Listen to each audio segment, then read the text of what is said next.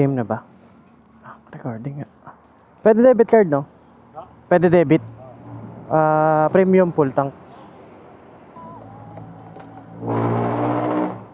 So guys, ngayon lang tayo nakasingit ng ride.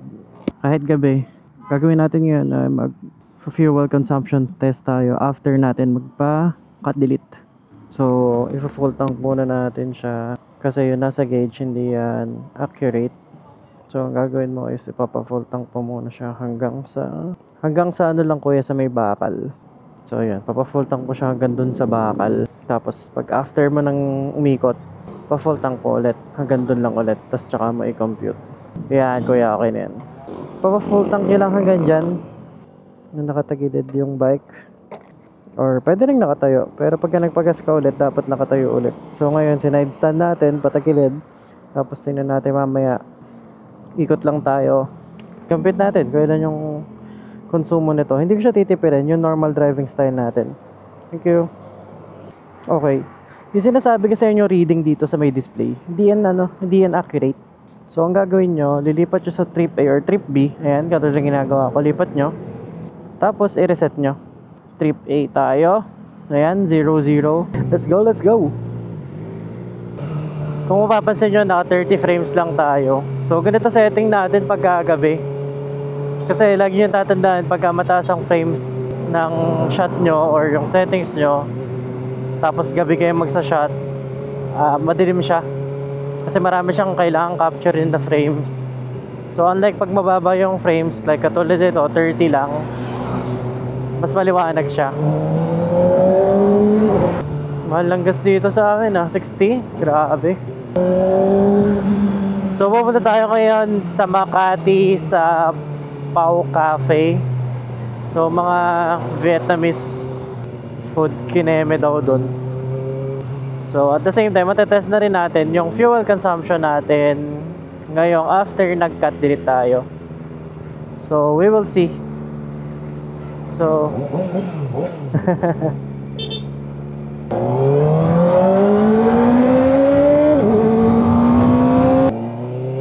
sana wag tayong ulanin.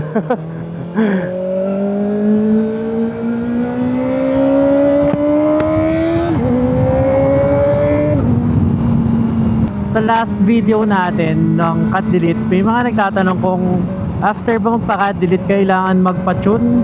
Actually, pwede ba naman siyang gamitin nang hindi naka-tune or hindi naka-remap. So, but the thing is, pwedeng mag-lean yung takbo ng bike nyo or yung mixture ng AFR ng bike nyo. Pwede siyang mag-lean. So, ang mangyayari naman kasi pagka lean siya, mapapansin nyo mas malakas mag-init yung makina nyo. Mas mabilis siyang uminit. And mapapansin nyo yun sa may dulo ng tambucho nyo, pag pinahid nyo ng ganun yung dulo, yung tip, makikita nyo nag-uuling siya. And may chance din na mag-knock yung makina mo pag lean ka. Para mas okay pa yung overgas kesa yung lean. Anyways, ngayon nga balik tayo. Tingnan natin ang fuel consumption natin. Ngayon meron na tayong 5.8 kilometers. Mamaya sasabak tayo sa traffic ng Manila. Ewan ko, may traffic pa. No oras na rin 8:40 na eh. Sarap!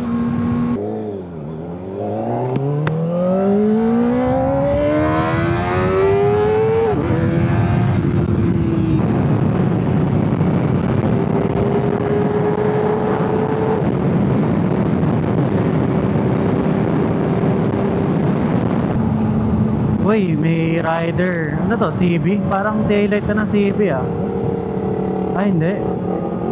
Empty. Feeling ko empty. Grabe yung tunog. Grabe ang ingay ng bike niya. Hindi ko marinig yung bike ko. Grabe. Kamusta kaya siya dun sa motor niya? Hindi kaya siya nabibingaw? Yan hindi ko tinipid yung takbo ko. Yung normal talaga na gamit ko. Oh, NK400 pala yun. Parang iba yung taillights niya. Dito tayo sa may A-Boni. A-Boni ata tawag dito. Yung kung saan laging sira yung kalsada sa dami ng truck. Dami pang potholes. Para talagang dito Pag talaga nasa Manila ka, para kang nakikipaglaro lagi sa mga kasabay mong rider. Basta may butas dito, pinapasok ng mga rider. Yeah, boy. Lulupit ng mga driver dito. May NCAP kaya dito? Kasi kung meron, yari talaga tayo. NCAP talaga tayo.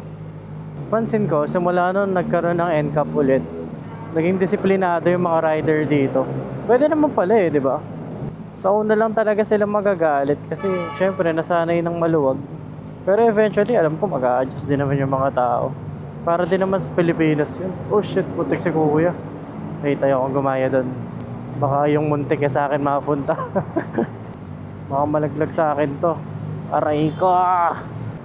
Sito man nila, joyride, tapos magkaakap na ganon. Kapatagilid pa.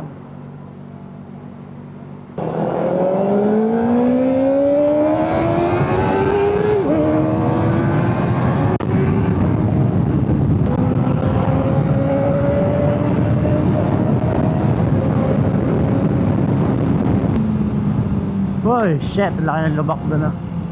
Sa swerte natin, lagi tayo shoot sa stoplight. Swerte natin, wala pang ulan. I mean, sana wala talagang ulan. Currently, we have 36 na to, 36.4 kilometers from Bulacan. What if gumawa kaya tayo ng public reaction video dito sa Acra exhaust natin? Di ba? Parang saya nun.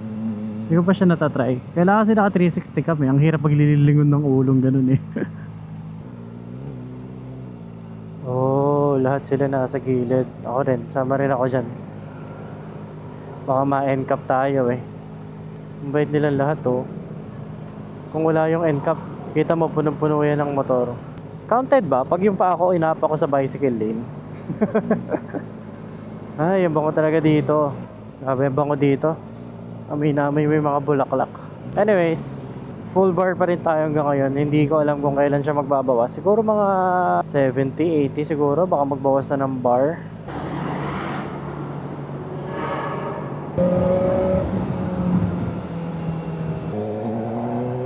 One kilometer away.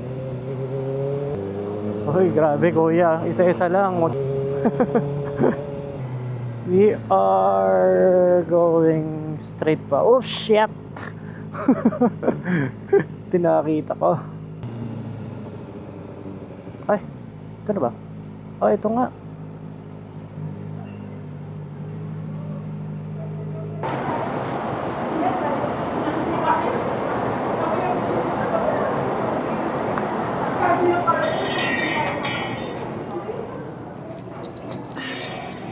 Sabi ko, pag natapos mag-drift, feeling ko nandito na siya. Tapos na mag-drift, katimpla ko lang. Bawi na tayo. Meron na tayong 57 kilometers sa trip A natin. And pagdating natin sa malapit sa bahay, magpapa-full tank ulit tayo para malaman natin kung ano yung nakonsumo natin. Dito na tayo sa A Boni ulit. Pa-NLEX na rin tayo. So di pa pala nababawasan yung bar natin sa 57 kilometers. So di ko alam kung ilang kilometers to bago mabawasan.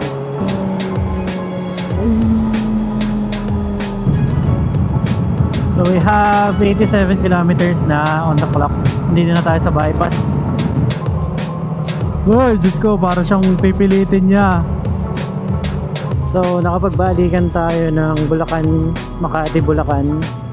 Meron tayo 95 kilometers. Actually mataas yung ano natin, no? Fuel consumption. I mean, mababa. Tingnan natin ilan na konsumo natin. 1 bar lang yung nabawas sa tank natin. So, sure ako konting-konti lang to. So, tingnan natin kung ilan makukuha nating consumption. And lalagay ko na lang dyan sa screen yung computation natin. Full tank po. Hanggang sa may bakal lang. So, ayan yung tank natin. Palubog na ulit. Dito, mami. 4.60. So, para mag-compute kayo ng fuel consumption nyo, kunin nyo lang tong natakbo nyo, which is dito, 95 kilometers. Tapos, divide nyo dun sa liters na naipakarga nyo ulit. So naka 250 pesos lang tayo, balikan ng Makati, Bulacan, para sa big bike, diba, ang tipid nun, para ka lang nag small bike, ay hindi pala, mas matipid pala small bike. Pero pwede na, diba, para ka lang ng masahe. So ang fuel consumption natin is ayan. So dito ka natatapusin ng vlog natin. Salamat sa mga nanood. Is